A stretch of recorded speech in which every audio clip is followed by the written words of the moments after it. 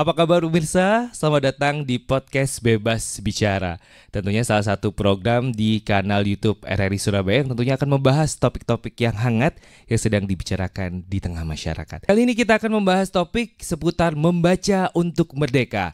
Dan sudah hadir bersama kami tentunya narasumber yang siap untuk kita ajak berbincang seputar literasi yang sudah berkompeten di bidangnya. Bersama saya Vel Chandra dan juga bersama dengan narasumber yang akan kami kenalkan. Kali ini kita bersama dengan Bapak Bambang Prakoso. Selamat datang Bapak, selaku Ketua Gerakan Pembudayaan Minat Baca Jawa Timur dan dosen Ilmu Perpustakaan FISIP WKS. Yang tentunya ini sudah berkompeten ya Bapak ya, selaku dosen perpustakaan gitu ya. Insya Allah. Baik. Dan juga untuk mewakili generasi muda. Nah, kali ini kita juga bersama dengan Abraham Adimukti selaku Dewan Penasehat Sahabat Literasi Surabaya.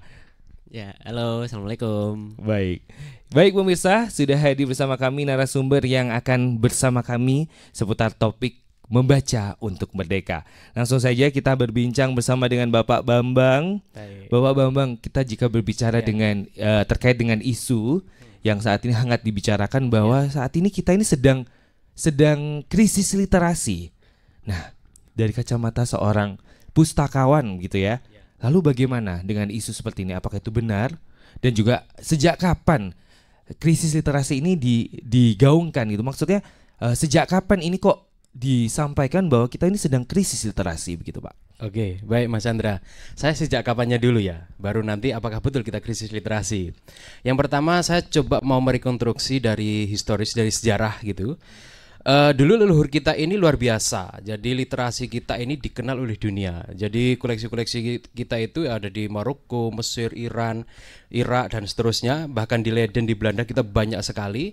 Bahkan beberapa tahun yang lalu itu kita dikirimi 20.000 naskah kuno yang bentuk digital dari Belanda ke Indonesia gitu ya. Itu salah satu fakta bahwasanya leluhur kita ini mempunyai literasi yang luar biasa diakui dunia. Bahkan beberapa naskah misalkan Negara Kertagama, Pararaton dan seterusnya diakui sebagai warisan dunia.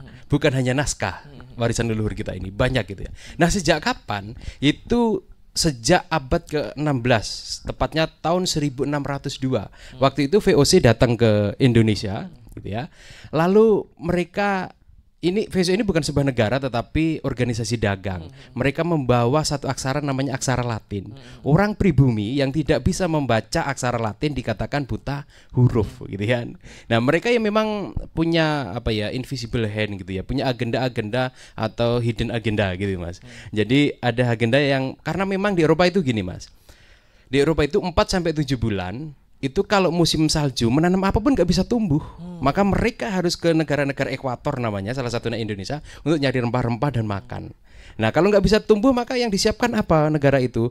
Energi, lalu makanan, mineral dan seterusnya gitu ya. Dan di sana nggak ada gitu kan. Nah, mereka ke sini. Nah, oleh sebab itu bukan hanya itu, di abad 12 paruh ke-13 ada Mongol namanya, kerajaan Mongol mengirim mata-mata namanya Mengci ke Nusantara ini. Nah, waktu itu Raja Singosari namanya Kertanegara. Kertanegara diminta untuk tunduk gitu kan. Akhirnya nggak mau bayar upeti, nggak mau tunduk ke Mongol. Akhirnya Mengci ini dipotong telinganya lalu kembali lagi ke Mongol. Nah, ketika sudah di Mongol kesini bawa pasukan puluhan ribu Mas ceritanya. Nah, ketika sampai ke sini ternyata Prabu Kertanegara itu sudah sudah meninggal, dibunuh oleh Jayakatwang namanya, yang itu besan sekaligus menantunya. Lalu ketemulah Raden Wijaya. Lalu Raden Wijaya bilang kalau mau menguasai Singosari bunuhlah dulu Jayakatwang. Akhirnya dibunuh Jayakatwang ini. Nah, setelah itu mereka berpesta pora merayakan kemenangan itu, lalu ditumpas oleh Raden Wijaya dibantu oleh Arya Wiraraja dan teman-teman. Arya Wiraraja itu dari Songgenep atau Sumenep gitu kan. Nah, akhirnya mereka dibunuh dan sebagian berlarian gitu. Nah, sejak saat itu sudah kesini mencari makan di negara ekuator ini. Lalu datang lagi Portugis, Belanda, Jepang dan seterusnya dalam rangka pengambil alihan negara gitu ya. Nah, tetapi ya di situ sejak abad ke-16 itu kita dikatakan buta huruf. Padahal leluhur kita punya luar biasa Mas. Saya itu mencoba mencari namanya studi literatur. Negara mana yang mewarisi generasinya aksara, bahasa dan seterusnya sebanyak Indonesia. Saya belum menemukan. Indonesia itu kita punya aksara sekitar 600 aksara. Di India hanya ada 8. Di Jepang hanya ada 3, katakana, hiragana, kanji. Saya punya mahasiswa yang dari Zimbabwe, di sana hanya ada 3. Kemarin saya mendampingi penulisan kearifan lokal, ada salah satu di Jawa Timur, ada salah satu peserta dari Korea. Saya tanya, di Korea ada berapa aksara? 1. Berapa bahasa? 1. Di Korea. Jadi saya belum menemukan. Nah, bahasa kita ada 718 bahasa, gitu ya. Luar biasa. Jadi ini hanya satu-satunya negara yang mewarisi generasi penerusnya dengan literasi yang luar biasa. Ini hanya negara yang mengalami perjalanan yang matang dan panjang, gitu. Sampai hari ini belum. Nah, sejak saat itu kita dikatakan krisis atau rendah literasinya. Padahal leluhur kita punya luar biasa, tulisan, aksara, bahasa mendunia luar biasa. Begitu. Jadi sebenarnya sejarahnya ini justru Indonesia ini gak kalah, malah justru the best malah, karena sampai 700 aksara yang ditinggalkan gitu ya. 600 aksara. 600 bahasanya ya? 718 bahasa. Oh, gitu. Ya, saya mencari belum ada negara di dunia ini yang melebihi Indonesia sejauh ini ya. Iya. Mungkin barangkali saya nanti menemukan itu, tapi sejauh ini belum ada. Nah, itu sejak adalah saat fakta yang memang tidak bisa dipatahkan ya, kan Iya, memang itu adalah betul. dari dulu sudah ada aksaranya sebegitu banyak gitu ya. Namun kenapa sekarang malah justru kita dianggap sebagai krisis literasi? Ya. Itu sejak kapan? Oke. Nah, kita ini selalu latah tanda kutip, kita selalu memakai risetnya misalkan dari PISA, UNESCO, World Economic Forum dan seterusnya gitu ya. Nah, literasi itu yang diukur 3 di Indonesia itu. Yang satu adalah matematika, bahasa dan sains 3. Padahal di pondok pesantren nggak pernah diteliti. Di pondok pesantren itu dari pagi ketemu pagi membaca, kecuali tidur malam, betul. iya kan Mas ya? Bahkan menghafal mereka. Menghafal, gitu ya. Nah, saya keliling ke beberapa pondok pesantren. Yang terakhir di Temboro. Temboro itu ada 50.000 santri, terbesar di Asia Tenggara. Dan mereka budaya bacanya bagus. Ustadznya nulis 60 judul buku gitu, ustadznya gitu kan. Nah, kita selalu digempur gitu ya dengan hasil riset dari luar negeri gitu. Apakah literasi kita rendah gitu ya. Dan supaya rendah beneran kita jadi minder gitu ya. Dan akhirnya bener, kita lihat di sekolah-sekolah mana ada guru yang membaca buku. Hampir nggak ada guru-guru itu. Okay. Siswa misalkan guru terus membawa buku di lobi membaca, hampir jarang. Mainan HP, gadgetan, betul, TikTokan betul. gitu kan. Nah, siswanya ya nggak mungkin karena gurunya nggak membaca. Betul. Nah, terus sisi lain nanti apakah ada pertanyaan terkait koleksi kita di sekolah ya? Mungkin kalau ada nanti aja saya jawab gitu. Tetapi memang sekarang ini faktanya seperti itu, gitu ya. Kalau di Surabaya itu kemarin ada riset Mas dari Perpustakaan Nasional gitu ya yang mengadakan IPM sama TGM tingkat gambaran membaca masyarakat gitu. Indonesia itu 100%. Mana Surabaya ya. Dan saya tidak percaya, nggak mungkin 100%. Wong siapa Mas Abraham ketika melapak nggak habis dibaca, kok mungkin dari 10 hanya 3 misalnya. Saya juga mengalami di Taman Bungkul di mana-mana nggak habis gitu ya. Dan membaca online juga tidak banyak yang membaca online. Padahal buku digital banyak sekarang gitu. Nah, dan kita lihat di sekolah itu Mas koleksinya 99,9% buku paket. Nggak mungkin siswa senang baca karena di kelas ketemu buku paket, perpustakaan ketemu buku paket, di rumah ketemu buku paket. Nah, gitu kan. Maka ini menjadi agenda serius bagi dunia pendidikan, bagi pemerintah. Loh ya apa carane siswa ini ben seneng maca ya jangan hanya buku paket, yang variatif, ya novel yang bagus, ya kan, buku biografi, buku filsafat, buku apapun gitu ya, supaya lebih variatif gitu. Gitu Mas. Sementara gitu ya. Jadi untuk saat ini memang dilihat riset sementara ini riset dari luar negeri gitu ya. Dan juga riset selayang pandang kayaknya ini Pak ya. Kalau kita lihat perpusnya ini kok pada sepi, terus mereka jangan-jangan bacanya bukan di perpus, di tempat lain mungkin ya. Lalu bisa nggak di lebih spesifik itu sejak kapannya, itu sejak kapan? Apakah berapa tahun yang lalu? Apakah sudah lama terjadi untuk riset ini? PISA itu biasanya 3 tahun sekali, mulai 2016, setelah itu 2021 atau berapa gitu. Setiap 3 tahun mereka selalu melakukan riset gitu ya 3 hal itu gitu. Nah, kalau di Indonesia terutama ya data di tahun 2016 gitu ya. Mungkin sebelum itu juga sudah ada riset, saya belum menemukan datanya gitu ya. Nah, akhir-akhir ini menjadi isu yang sangat hot issue gitu ya kira-kira. Semua orang membahas mengenai literasi gitu. Karena memang literasi itu dampaknya hingga sampai pada ketahanan sebuah negara. Yang literasinya rendah maka bangsa itu peradabannya rendah. Nah, gitu kan. Nah, kalau kita lihat pemimpin kita nggak ada yang nggak membaca.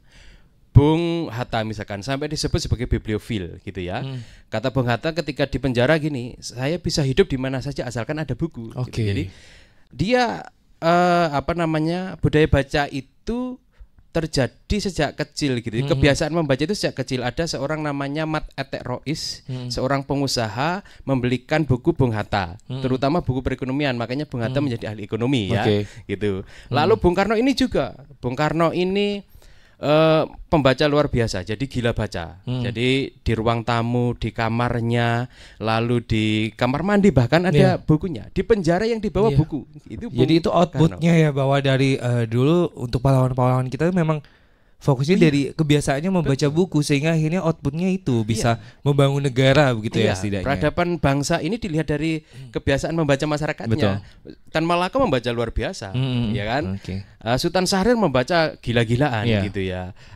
Agus Salim membaca luar biasa gitu kan. Nah, para founding father kita ini gila baca, menggandrungi pengetahuan, Mas. Ada suatu kisah gini yang menarik itu. Dulu itu di abad-abad keluhuran gitu, abad-abad pencerahan ada namanya Al-Ma'mun. Al-Ma'mun ini menggandrungi pengetahuan itu luar biasa, gila. Jadi membayar penerjemah dengan emas. Kalau menerjemahkan buku setengah kilo maka dibayar emas setengah kilo. Kalau 1 kilo ya 1 kilo. Terutama buku-buku dari Yunani pada waktu itu. Ini Al-Ma'mun luar biasa. Makanya dia menulis sampai 450 naskah gitu. Sampai sekarang yang dikaji kan 420-an yang masih eksis dikaji gitu kan. Itu saking menggandrunginya pengetahuan. Mestinya pemimpin negara seperti itu. Harusnya begitu. Kira-kira sekarang ada nggak pemimpin negara yang nggak punya tradisi budaya baca? Tanya kenapa saya nggak berani ngomong ya. Baik, sekarang kita giliran untuk berbincang bersama dengan generasi muda ini ya, yang masih ranum. Nah ini ya masih muda sekali nih ya Abraham ini. Baik Abraham, bagaimana menurutmu ketika kita paham sejarah ya, bahwa pemimpin-pemimpin kita yang memang membangun Indonesia itu mereka memang sangat paham literasi, sangat-sangat gemar membaca. Bagaimana sebagai generasi muda? Mungkin setelah mendengarkan penjelasan dari Pak Bambang, kita kayak lagi kuliah ini. Iya, betul. Kayak lagi kuliah masalah literasi dan perpustakaan. Iya. Jadi alhamdulillah saya sangat bersyukur ketika podcast ini sangat menerima banyak sekali insight dan masukan terkait sejarah, terkait kondisi hari ini dan kondisi yang lampau kan begitu. Cuman saya sangat sepakat ketika para founding fathers itu kalau tidak baca buku tidak akan pernah tidak akan pernah apa ya istilahnya membangun negara ini atau memberikan pondasi negara ini yang kokoh begitu. Bahkan kalau saya pada akhirnya terrecall dengan sejak kapannya ya, malah mungkin sebelum saya lahir mungkin ya. Sebelum saya lahir itu ya sudah disampaikan tadi oleh Pak Bambang kan, ya latah, kemudian terlalu repot dengan hasil yang luar negeri atau atau hasil riset apapun itu. Cuman pada faktanya yang diperbaiki itu adalah ya mungkin dimulai dulu dari sekolah-sekolah, misalkan pondok pesantren ataupun sekolah-sekolah yang fokus dengan literasi kan begitu. Cuman sekarang kalau misalkan kita lihat kondisi mungkin dalam tanda kutip pemimpin negara, mungkin bukan pemimpin negaranya, cuman pembantu negaranya, pembantu beliaunya itu yang mungkin gemar baca. Cuman kan ya mungkin sesuai dengan tupoksinya untuk melaksanakan tugas-tugas kenegaraan kan begitu. Cuman pada akhirnya kalau kita lihat di kondisi hari ini terkait literasi, terutama di kalangan saya pun, membaca secara digital itu sudah sangat tidak efektif, harus diakui. Karena ketika kita membaca terus muncul notif betul. Terus akhirnya teralihkan, ke-distract lah ya. Terus teralihkan. Akhirnya belum selesai baca satu halaman udah ini mungkin cuma satu paragraf bacanya terus. Bahkan caption Instagram info-info penting aja kadang nggak sampai selesai loh kita lihat. Betul. Ya kan, karena ke-distract dengan postingan yang lain. Betul. Tapi jujur aja ketika dulu semasa saya mungkin masih sekolah dasar, saya lebih suka baca yang buku yang ada gambarnya. Dan itu menurut saya faktor yang mungkin sangat mempengaruhi ya Mas. Karena sudah terbiasa dengan gambar, kemudian kata-katanya sedikit, tidak terlalu banyak, kan novel atau cerita. Makanya mungkin teman-teman yang hari ini membaca novel itu mungkin juga ingin tahu alur cerita bagaimana. Mungkin kalau misalkan novel yang sedikit berbobot kan Dunia Sofi kan gitu. Itu kan tebel banget. Karena kan kita penasaran terus kan gitu. Nah, cuman kan kalau sekarang di sekolah-sekolah, apalagi di perpustakaan misalkan, rata-rata buku budidaya lele, terus bagaimana cara menanam tumbuh-tumbuhan dan lain-lain. Ya oke, mungkin itu untuk segmentasi ke pertanian atau pertumbuhan masuk. Cuman kalau untuk menggerakkan teman-teman ini itu sangat-sangat susah. Bahkan kami pun kalau melihat buku-buku yang sekarang pun harganya juga oke, mungkin tidak murah, buku tidak murah. Tapi ketika kita sudah membeli buku yang harganya mahal pun kita sampai mencium aroma setiap lembaran itu.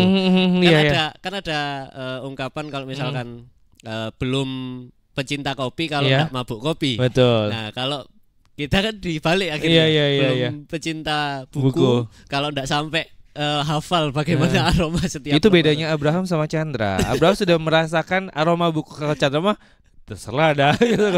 Terserah itu aroma apa gitu. Emang beda ya. Oke. Cuman intinya ada beberapa yang mungkin ingin saya sampaikan sebetulnya. Satu, seharusnya mungkin dari pihak pemerintah, mungkin tidak hanya pemerintah juga, mungkin para orang tua di rumah terutama harus tetap mengajak ya, terutama juga yang poin penting yang mungkin sudah disampaikan oleh Pak Bambang adalah mencontohkan bahwa kalau misalkan orang rumah mencontohkan bahwa dari membaca itu cakrawala kita akan terbuka, jendela dunia ada di buku dan lain-lain.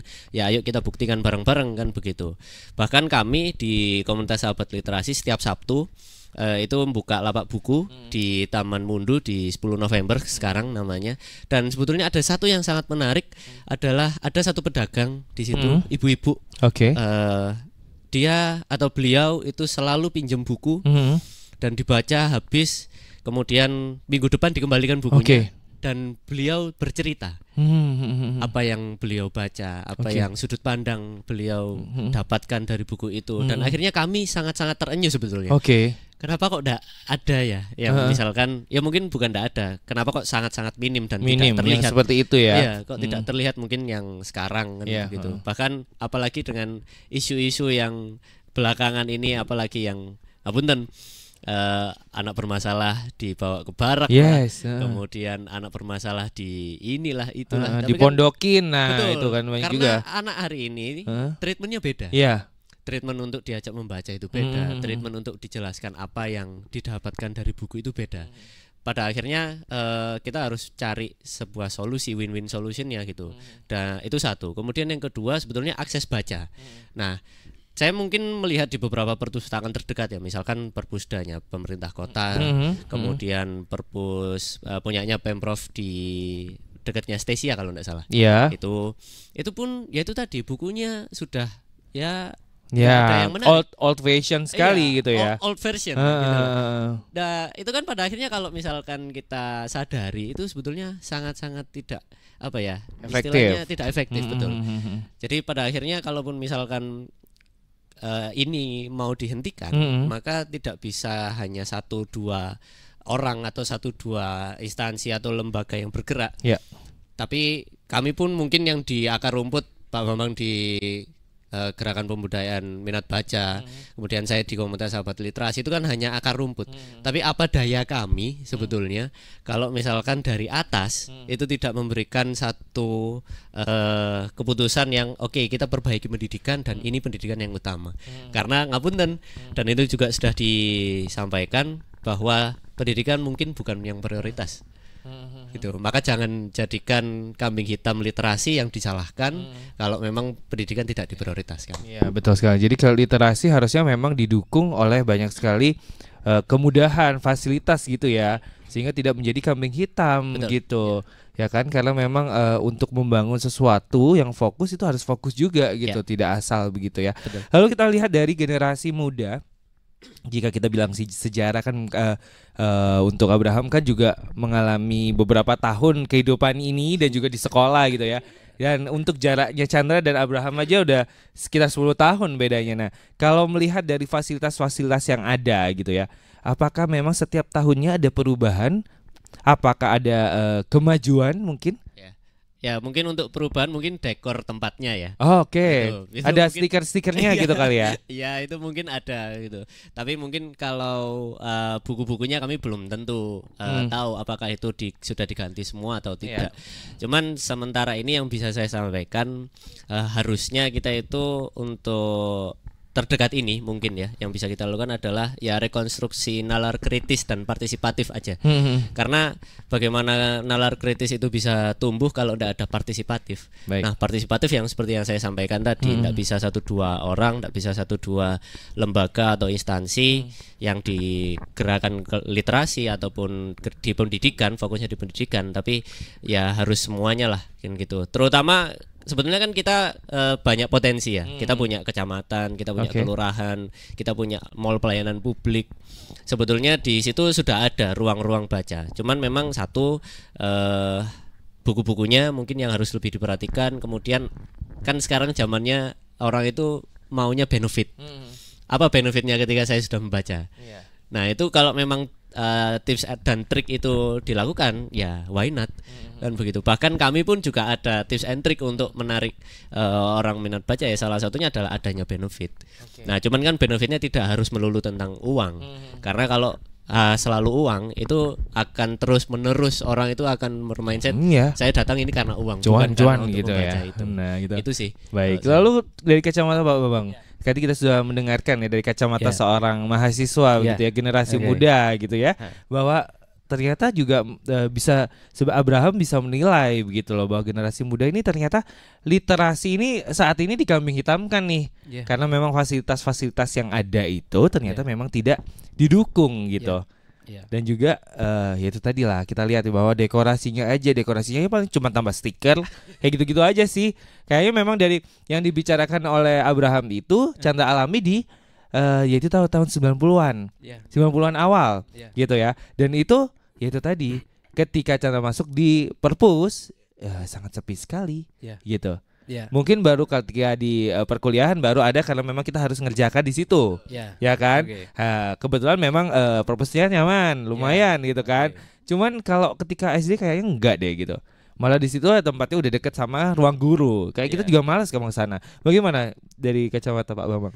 Oke, persoalan literasi ini coba saya membagi menjadi dua, sisi hulu dan hilir gitu ya. Nah, sisi hulu ini yang punya tanggung jawab utama untuk pertumbuhan literasi bangsa kita, yaitu pemerintah gitu ya. Ya itu bisa eksekutif, legislatif gitu kan, yudikatif dan seterusnya gitu. Itu yang punya peranan-peranan penting gitu ya, karena untuk membuat kebijakan, regulasi, pendanaan dan seterusnya mereka gitu. Lalu ada akademisi gitu ya. Akademisi ya termasuk mungkin saya punya tanggung jawab itu kalau dibagi menjadi dua itu. Lalu peran penerbit, penulis gitu, lalu pendistribusian buku di Jawa, luar Jawa dan seterusnya. Nah, itu sisi hulu gitu ya. Nah, cuman ini nggak digarap dengan serius. Jadi nggak punya agenda serius negara ini terhadap literasi gitu kan. Itu pertama. Lalu kalau yang dari sisi hulu kita lihat misalkan kita ini katanya indeks pendapatan kita ini rendah. Oh iya betul misalkan ya. Terus misalkan selain pendapatan tadi indeks kebahagiaan gitu misalkan gitu rendah dan seterusnya, minat baca kita rendah dan seterusnya gitu ya.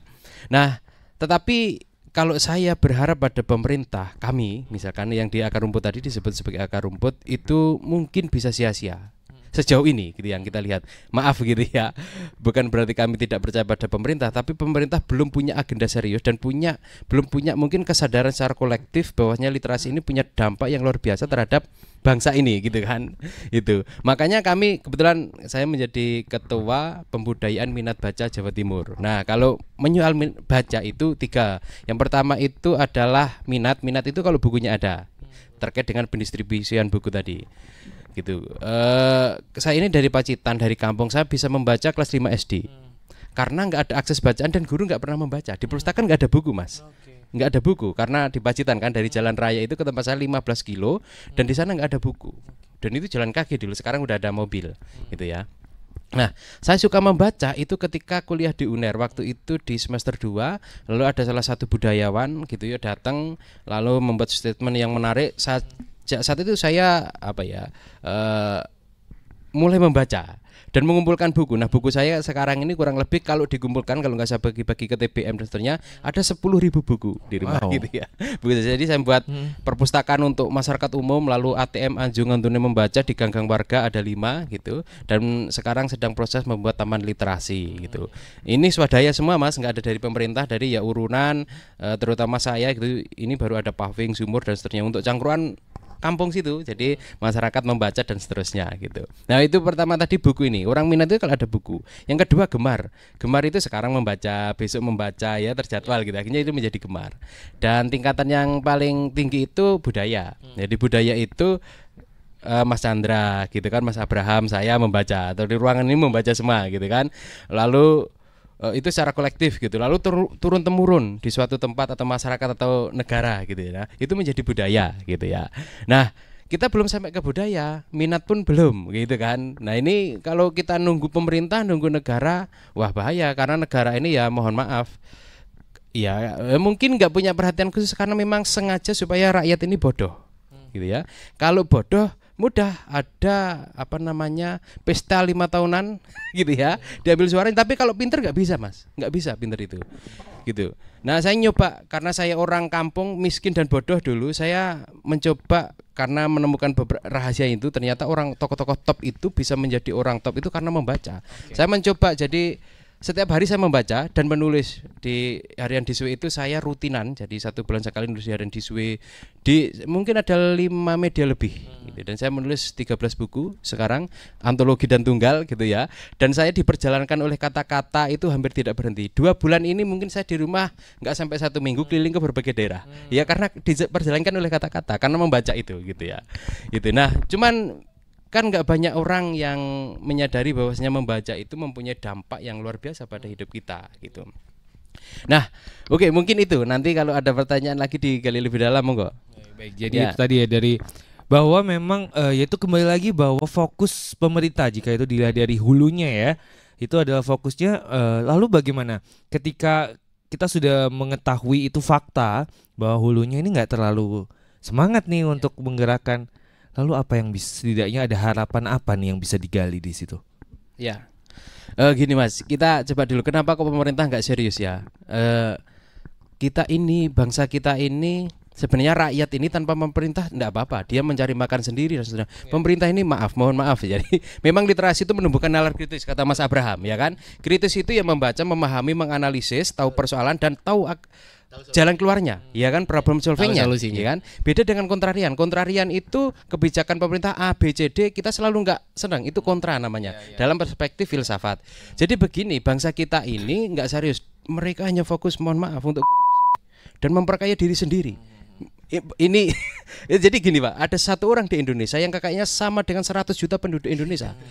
50 penjabat kakaknya sama dengan 50 juta penduduk Indonesia, belum yang lain-lain gitu ya. Nah bagaimana keadilan sosial terwujud gitu. Nah coba kalau misalkan itu kita untuk membangun literasi, sekolah yang memadai, bangsa kita dikdaya luar biasa, nggak ada mungkin yang menandingi Indonesia. Resource-nya dari Sabang sampai Merauke, dari Minang sampai Pulau Rote luar biasa gitu ya. Cuman sayangnya kenapa masyarakatnya miskin tinggal di negara kaya. Nah itu persoalannya. Nah monggo. Baik ya, ini menarik sekali ya kalau kita gali, ternyata semiris itu ya keadaannya gitu ya. Kalau digali lagi baik itu tadi di kacamata muda, dari generasi muda, dan juga tentunya kita yang sudah sudah lama malang melintang di dunia ini gitu ya, yang gak asam garamnya itu udah kita rasakan gitu ya. Dari mulai perpustakaan tahun 90-an, 2000-an sampai saat ini, ternyata ya itu tadi, ternyata juga tidak ada sebuah yang spesifik berubah begitu ya intinya ya. Baik, tapi yang pastinya nanti kita akan bahas lebih tuntas lagi seputar literasi ini. Kata tentunya kita membaca untuk merdeka. Itu adalah semoga semboyan ini akan menjadi semangat baru gitu ya untuk kita semua. Tapi yang pastinya untuk pemirsa RRI, tentunya kita akan bahas setelah segmen berikutnya. Jangan kemana-mana, tetap di Podcast Bebas Bicara.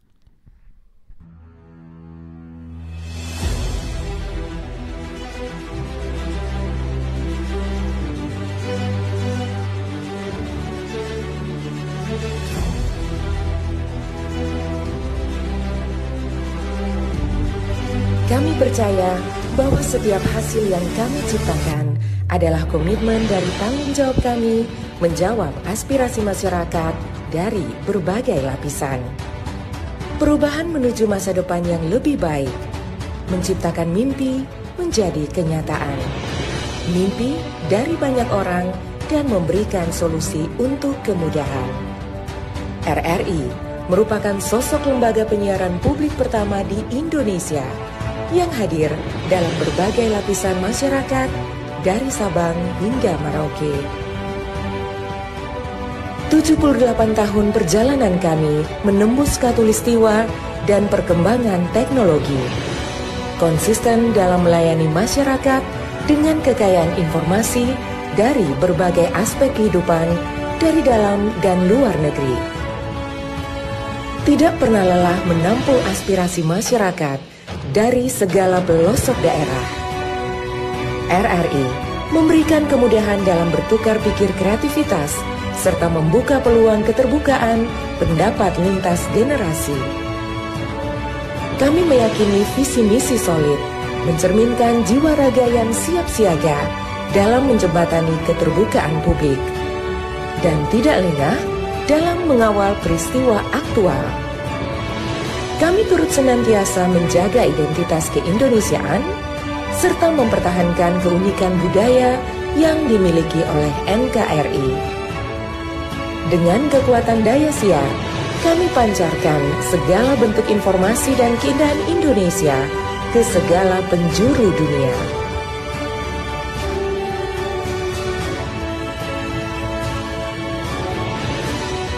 Kami adalah mitra untuk membangun masa depan. Kami terus menatap ke depan untuk berinovasi, mengembangkan visi besar demi Indonesia yang lebih baik.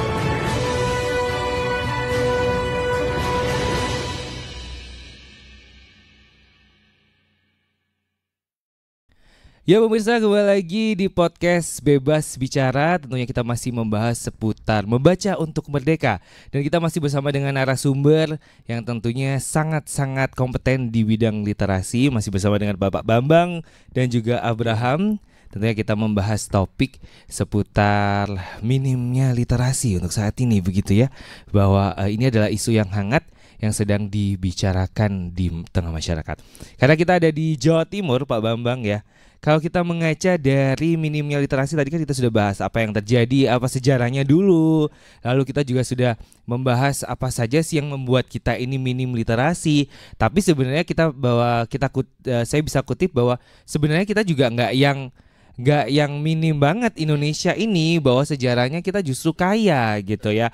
Nah, tapi saat ini malah timbul isu seperti itu, pasti itu ada fakta-fakta yang tadi sudah kita bahas. Lalu mengenai distribusi literasi di Jawa Timur. Lalu bagaimana? Apakah sejauh ini mungkin kalau dari skala 1 sampai 100%, kita ada di skala berapa ini? Harusnya nyampe berapa begitu? Okay. Agar supaya bisa mendukung literasi ini semakin baik di Indonesia. Ya. Kalau 1 sampai 100 gitu ya Mas Andrea. Ya mungkin 50. 50 atau mungkin di bawah ya. Emang boleh 50 itu? Nggak boleh sih. Karena gini. Tapi itu fakta gitu ya. Ya, fakta gini, jadi perpustakaan itu melakukan riset. Jadi kita ini jumlah penduduknya 280 juta penduduk gitu. Dan koleksi kita saya lupa berapa jutanya, cuman rasionya begini. Ini Perpusnas ya datanya. Satu buku ditunggu oleh 90 orang di Indonesia. Satu buku ditunggu 90 orang. Khususnya di Jawa itu. Oke, di Jawa. Kalau di luar Jawa satu buku bisa 1.500 orang. Wow. Itu antri untuk baca buku. Bukan antri, rasio buku. Oh, rasio jumlah buku dan penduduk. Oke, jadi intinya buku itu harusnya untuk berapa orang, katakanlah harusnya 10 orang, itu harusnya ada 10, tapi ini cuma ada 1 gitu. Kalau kita selalu misalkan pakai datanya UNESCO Mas, UNESCO itu mestinya 1 tahun 1 orang membaca 3 buku. Oke. Gitu ya. Di Indonesia 1 buku ditunggu oleh 90 orang. Rasio buku dan jumlah penduduk ya gitu. Nah, kalau kita menyoal Jawa Timur, kebetulan saya keliling ke 38 kabupaten kota GPMB ini. Ya pendampingan menulis gitu ya, membaca akhirnya menjadi buku dan seterusnya. Nah, masih sangat minim, apalagi tetapi kalau untuk daya tulisnya ini bagus. Saya itu keliling kemarin ke Pacitan mendampingi jadi buku, lalu ke Temboro, lalu di Bondowoso, di Banyuwangi juga jadi buku, banyak daerah gitu. Jadi sebenarnya masyarakat ini tergantung bagaimana kita, negara, akademisi atau lembaga terkait membersamai mereka gitu ya. Kalau enggak ya enggak gitu ya. Karena kebanyakan masyarakat itu swadaya gitu. Nah, buku masih sangat minim di daerah-daerah gitu. Di Pacitan, saya barusan pulang dari Pacitan Jumat kemarin gitu. Nah, di sana buku sangat terbatas, apalagi sekolah SD SMP yang di pelosok gitu kan. Itu nah, itu menjadi salah satu faktor atau penyebab minat kita kurang untuk membaca. Oke, gitu kan. minat kurang karena akses Distribusi buku tadi, aksesnya distribusi juga ya. Oke. buku ke berbagai daerah. Oke, gitu ya. Itu. Nah, perpustakaan digital ada tetapi kampanyenya dinas kurang gitu. Yang kampanye ya teman-teman komunitas dan seterusnya. Kalau menyoal bacaan hari ini sebenarnya kita bisa mendownload namanya iPusnas atau Bintang Perpustakaan Nasional di Play Store, Mas. Jadi kita mendownload itu bisa membaca ratusan ribu bahkan koleksi jutaan buku ya. free gitu ya. Oke. Nah, tapi kenapa kok masyarakat kita nggak mau? Baru tahu ini Chandra. Nah, Itu berarti masyarakat kampanye kita yang nggak mau belum membaca?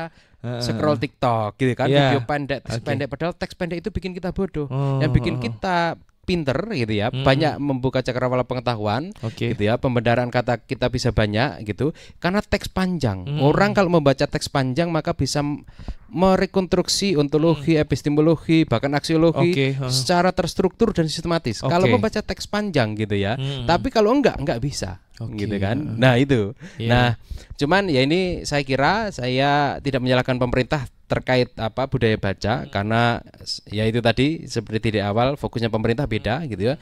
Cuman masyarakat ini seperti komunitas dan seterusnya bagaimana menumbuhkan kembali kesadaran kolektif masyarakat untuk membaca buku dengan berbagai cara kampanyenya ya, ngelapak baca dan macam-macam. Nah, mungkin gitu Mas Chandra. Baik, begitu. Kalau dari kacamata Pak Bambang ya.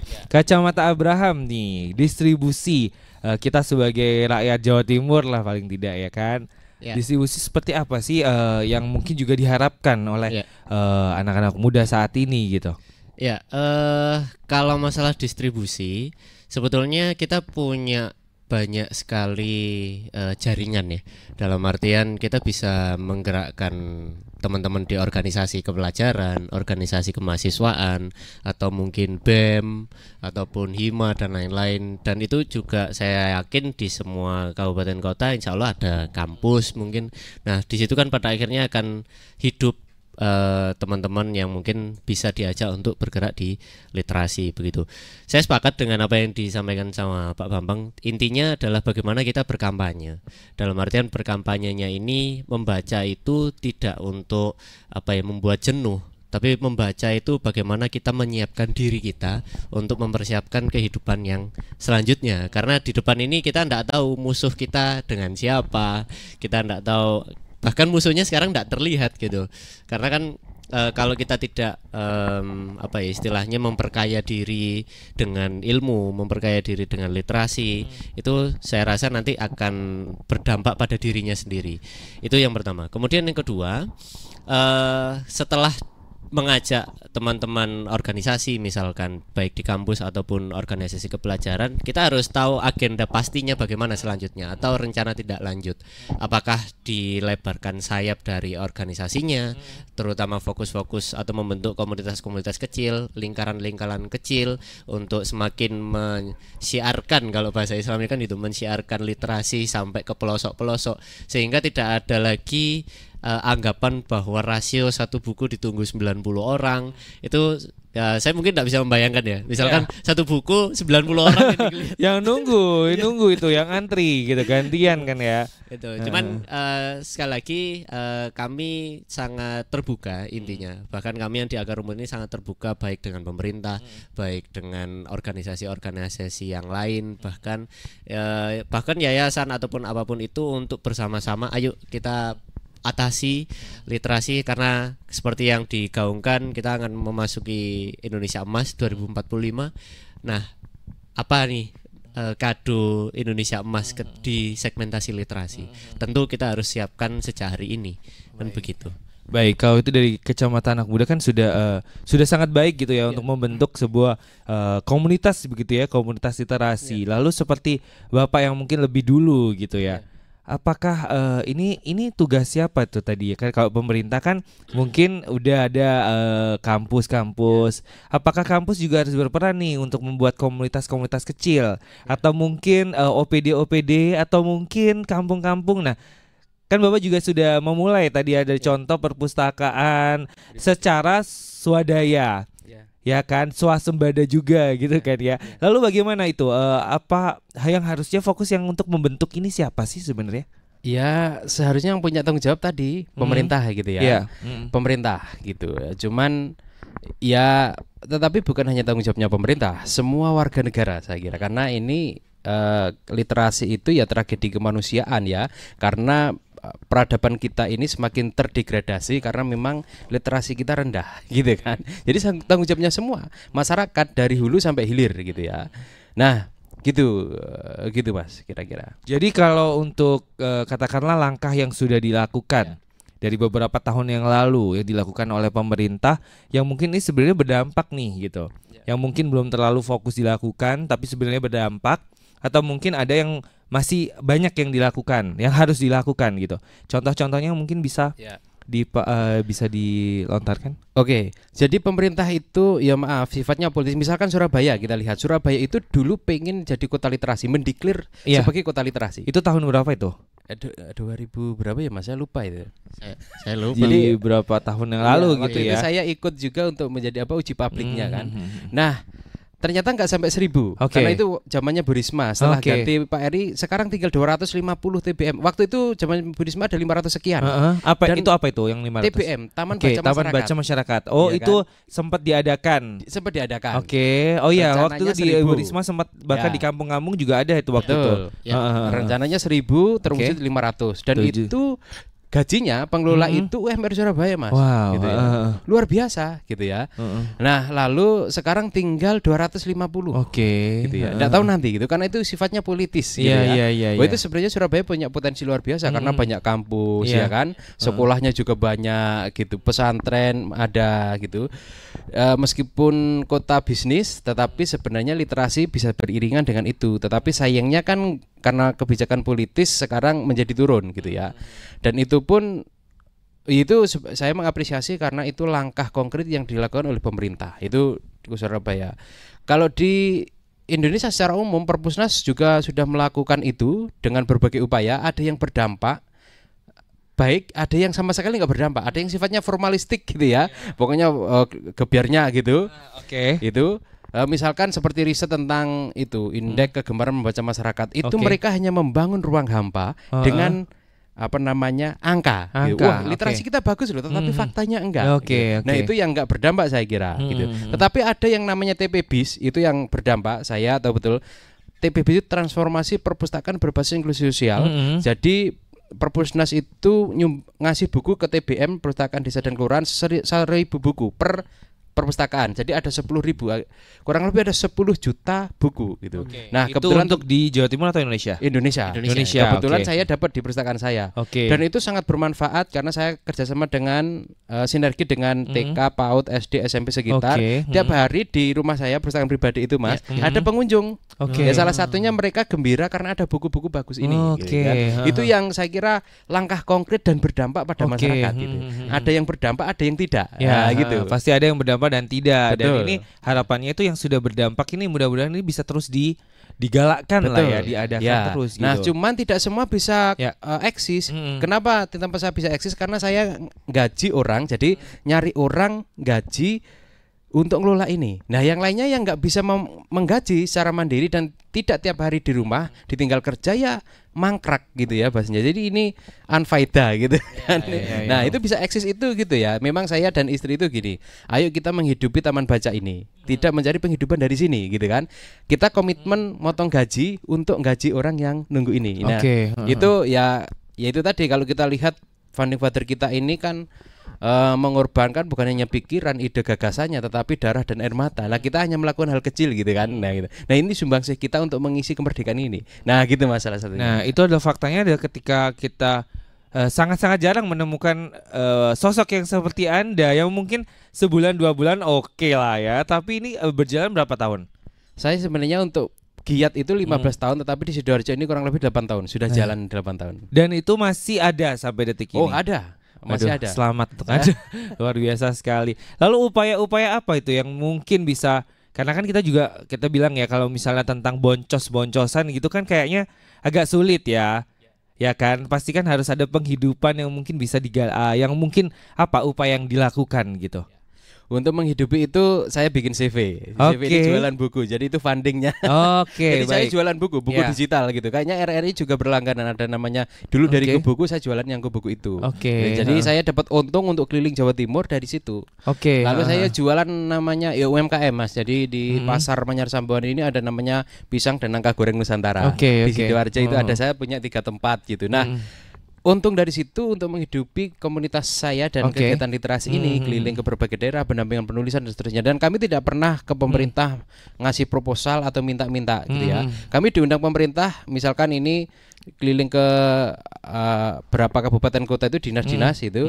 Nah, itu karena diundang gitu ya. Salah satu kalau saya dapat honor ya saya untuk menghidupi ini gitu kan. Nah, selain itu di tempat kami kebetulan istri saya itu nakes, jadi tiap bulan kami ada pengobatan atau periksa kesehatan gratis kayak kolesterol, cek gula darah, tensi dan seterusnya, itu untuk 10 sampai 20 orang itu free. Ya, ini salah satu program di taman baca saya itu gitu kan. Di dalamnya itu. Nah, itu supaya kita tetap survive dan eksis. Nah, salah satunya itu. Itu benefitnya. Nah, kalau dari segi generasi muda tadi kan bahwa seorang Abraham ini kan juga sahabat literasi begitu ya. Dari tahun ke tahun, apakah sahabat literasi ini mengalami gimana grafiknya? Apakah meningkat, stagnan, atau justru menurun di akhir tahun? Justru komunitas ini kan lahir di tahun 2017 ya. Jadi di 2017 kami sebetulnya mengadakan kegiatan pelatihan literasi. Dan akhirnya follow up-nya adalah membentuk komunitas literasi.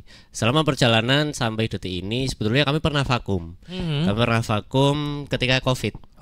Karena jujur saja teman-teman yang menggerakkan ini adalah semuanya masih sekolah, baik SMP maupun SMA. Jadi ketika Covid akhirnya pembatasan ruang di mana-mana gitu, tidak boleh berkumpul ini itu dan lain-lain, akhirnya lost contact selama mungkin hampir setahun 2 tahun. Akhirnya hidup lagi di 2022 atau 2023 saya lupa. Itu akhirnya kami mencoba komunikasi lagi dengan Dinas Pendidikan Pemkot Surabaya, dan alhamdulillah kami sangat diterima baik.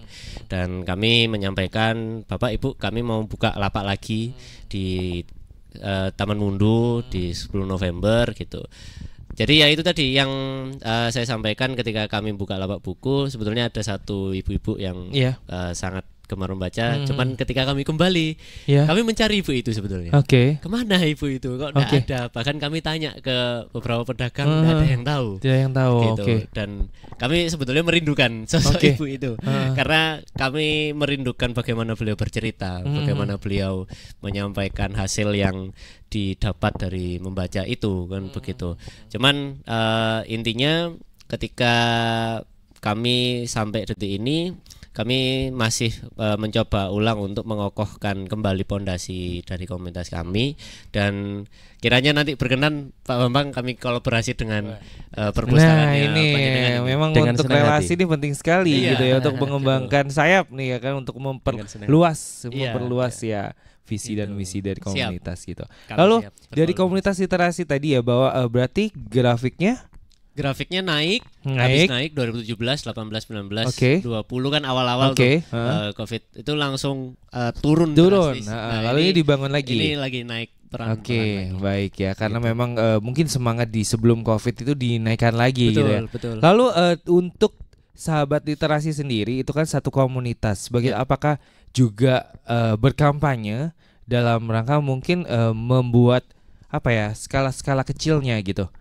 Ibaratnya kayak membangun gitu, mungkin ada jejaringan yang mungkin bisa diupayakan gitu di situ. Ya, tentu kami berkolaborasi sementara ini dengan organisasi. Kami berkolaborasi dengan organisasi yang namanya Ikatan Pelajar Muhammadiyah.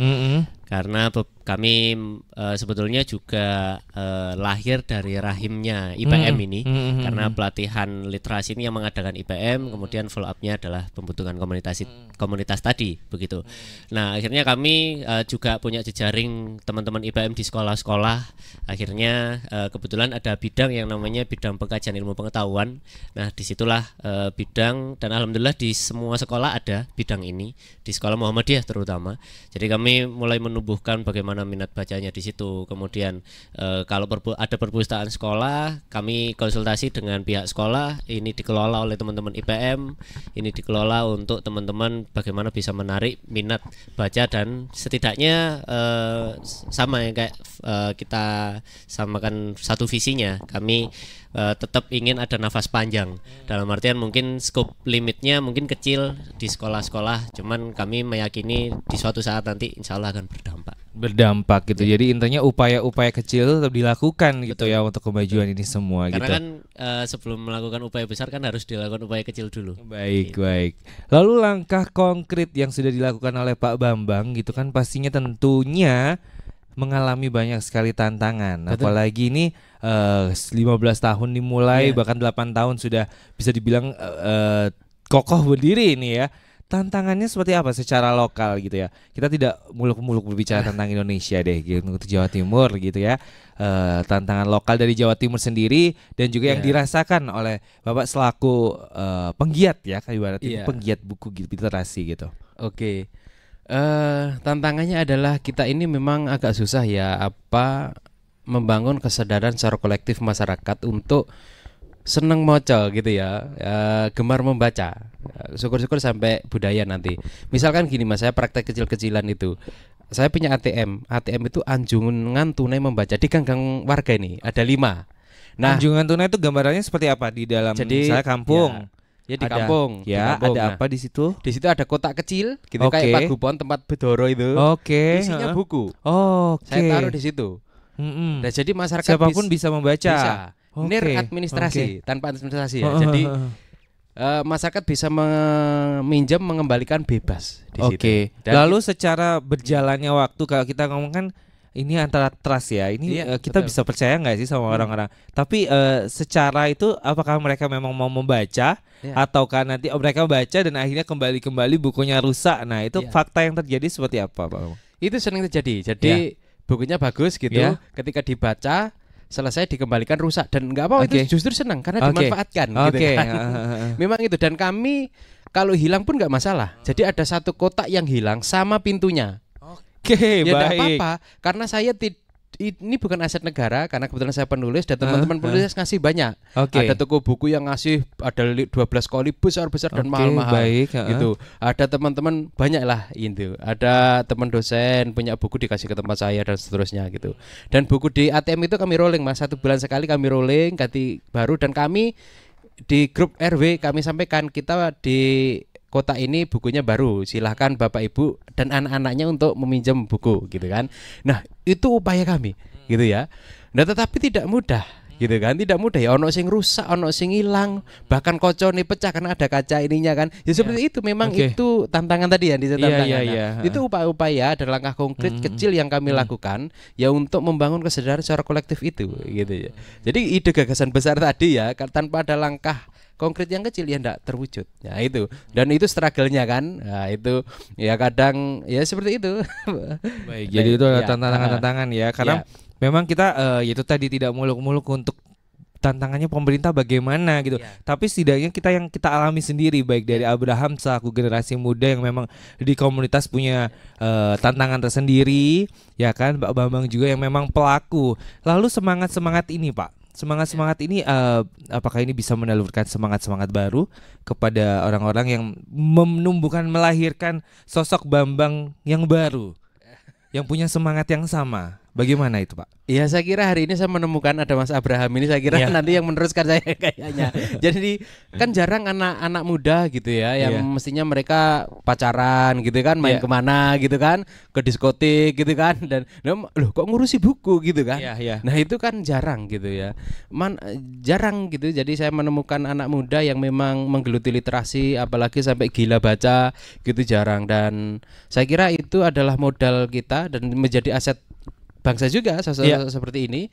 Nah, kalau misalkan dari TBM, apakah kira-kira ada di tempat saya itu? Nah, saya menemukan dari sekian ada penduduknya di tempat saya itu ada 300 gitu ya. Ke rumah itu kurang lebih 25 anak kecil-kecil itu. Ada 1, 2, ada 3 anak yang sering. Lah saya melihat, loh, ini 3 anak ini kelihatannya kok minat beda dengan yang lain. Karena pinjam buku itu bisa 3, bisa 4, bisa 5 gitu. Enggak sampai 1 minggu dikembalikan. Dibaca deh, dibaca Om katanya gitu kan. Wah, ini luar biasa gitu. Nah itu kan kita tugas orang tua itu 2. Menjadi teladan dan meninggalkan kenangan gitu kan. Nah kenangan ini jadi mungkin akan terrekod di memorinya. Wah, dulu waktu saya kecil ini di perpustakaan ini. Nah kelak siapa tahu dia menjadi pemimpin gitu kan. Dan dia mungkin bisa mengenang waktu kecil itu di TBM saya. Nah itu saya kira itu hal yang membanggakan bagi saya gitu kan. Itu tabut tua ya. Ini yang mestinya menuainya nggak tahu kapan tidak gitu. Tahu. Jadi membaca itu hari ini kita bisa menikmati bisa 5 tahun 10 tahun yang akan datang. Baik. Itu. Nah saya memulai saya membaca itu hanya di semester 2. Saya mungkin 5 tahun terakhir ini merasakan efek dari bacaan saya itu. Keliling ke berbagai daerah di Indonesia, terutama Jawa Timur, hampir nggak pernah berhenti gitu ya. Nah itu efek dari membaca. Yang saya lakukan mungkin 10 atau 15 tahun yang lalu gitu kan. Dan dampaknya hari ini. Gitu, Masya Allah. Baik, Abraham, sebagai generasi muda ini kita di sesi akhir boleh setidaknya kita tadi merangkum apa yang sudah kita bahas ya kan. Dari tadi terkait pengalaman, lalu tantangan juga, lalu jatuh bangun yang membangun semangat untuk terus berliterasi. Mungkin ada pesan untuk para pemirsa yang sedang nonton kali ini terkait dengan topik kita hari ini, membaca untuk merdeka. Ya, sebetulnya akan ada pertanyaan yang tentu harus kita jawab ya. Apakah kita memang sudah merdeka dalam hal membaca? Itu mungkin pertanyaan yang harus kita jawab. Mungkin kalau memang tidak bisa dijawab hari ini, kita jawab besok. Kalau nggak bisa besok, ayo kita persiapkan jawaban itu kapan. Dan tentu jawabannya harus betul-betul merdeka untuk membaca itu kan. Nah, cuman untuk teman-teman di luar sana dan pemirsa, saya rasa membaca itu tidak susah, karena sebetulnya membaca itu kalau memang teman-teman tersiksa, tidak apa-apa, tersiksa dulu, tapi nanti akan jadi terbiasa. Nanti setelah jadi terbiasa akan jadi kebiasaan kok. Saya pun juga begitu. Saya tadi mungkin menyampaikan kalau tadi sukanya ada membaca yang ada gambarnya, mungkin sekarang sudah beralih ke hanya yang ditulisan dan tulisan yang panjang. Itu sebenarnya prosesnya semuanya begitu, karena kan kayak rendang lah. Rendang itu kan bisa dikatakan makanan terenak karena prosesnya yang panjang, bumbunya yang kompleks dan lain-lain. Tapi hasilnya diakui sama dunia kan. Begitu. Dan mungkin kalau masalah buku atau masalah bacaan tidak apa-apa. Semua orang punya preferensi kok. Ada yang mungkin suka baca berita, ada yang mungkin suka baca novel, ada yang suka mungkin baca buku-buku kekirian mungkin. Misalnya kayak Tan Malaka atau Karl Marx atau apa, itu dipersilahkan. Dan mungkin satu hal yang harus kita jadikan pegangan adalah konsisten. Karena kalau kita misalkan inkonsisten, maka ya tidak akan terwujud dan tidak akan bisa menjawab pertanyaan besar tadi. Mungkin itu aja sih. Baik, terima kasih Abraham. Dan kali ini dari Bapak Bambang, apa nih refleksinya dari apa yang sudah kita bahas tadi? Oke, sedikit saja. Jadi kalau membaca itu menetesi batin. Jadi orang yang bacaannya bagus, Mas, melahirkan pribadi 3 hal ini. Punya keseimbangan intelektual, spiritual, dan estetika. Itu orang yang membaca. Maka founding father kita karena gila baca itu luar biasa gitu ya. Kuat gitu ya 3 faktor ini. Kuat 3 itu. Nah, kalau membaca menetesi batin, menulis itu adalah pekerjaan rohani. Kata Pram gini, kalau ingin hidup panjang, ya misalkan Mas Chandra hidupnya ingin panjang, bukan hanya 70, 80 atau 100 tahun sudah meninggal kan. Tetapi kalau menulis enggak, kita sampai lengkung waktu tidak tahu batasan mana, karena ide gagasan kita masih tetap hidup gitu ya. Nah itu kalau menulis dan membaca itu memang harus kita akrabi karena itu warisan leluhur kita yang memang kita ini mengalami keterputusan deposit peradaban secara kolektif itu. Ya kalau kalau sholat itu tiangnya agama, maka membaca adalah tiangnya peradaban. Nah, saya akan memuncai dengan sebuah mantra literasi. Kalau membaca ya di perpustakaan, tetapi tidak harus di perpustakaan gitu ya. Ya karena perpustakaan adalah kuil universal sekaligus firdaus agung bagi para cendekia yang merawat akal budi dan kejernihan rohani. Terima kasih. Baik, terima kasih Pak Bambang Prakoso bersama kami dan juga Abraham. Terima kasih sudah hadir Terima kasih, di podcast Bebas Bicara tentunya. Dan mudah-mudahan kita bisa berjumpa lain di lain kesempatan dan juga topik berbeda, mungkin seputar literasi atau mungkin seputar yang lain gitu kan ya. Yang saya salam untuk teman-teman yang ada di usahanya Bapak tadi namanya apa? CV yang mana? Yang ATM. Iya. Apa tuh tadi? ATM. ATM itu bukan usaha, itu kegiatan sosial. Kegiatan sosialnya. Anjungan tunai membaca. Ya baik, semoga semangat itu terus ya, untuk anak-anak yang membaca juga bukunya juga makin banyak dibaca, bukan cuma sekedar mangkrak aja. Dan juga Abraham, terima kasih. Terima kasih. Mudah-mudahan nanti komunitas literasinya semakin berkembang, banyak lagi yang gabung gitu kan ya. Ya kan, tapi kalau misalnya mau gabungan itu caranya gimana sih? Cek aja di Instagram sahabat_literasi. Nah, apakah ada Instagramnya? Ada, Bambang Prakoso Official. Baik ya, untuk cari-cari koleksinya di situ ya. Baik kalau gitu, terima kasih sudah hadir di tentunya podcast Bebas Bicara. Tentunya pemirsa, kita benar-benar bisa berjumpa di lain kesempatan dengan topik yang berbeda. Dan tentunya selalu ikuti kanal YouTube RRI Surabaya dan terus tonton podcast Bebas Bicara. Saya Vel Chandra pamit, sampai jumpa dan salam literasi. Salam literasi. Salam literasi.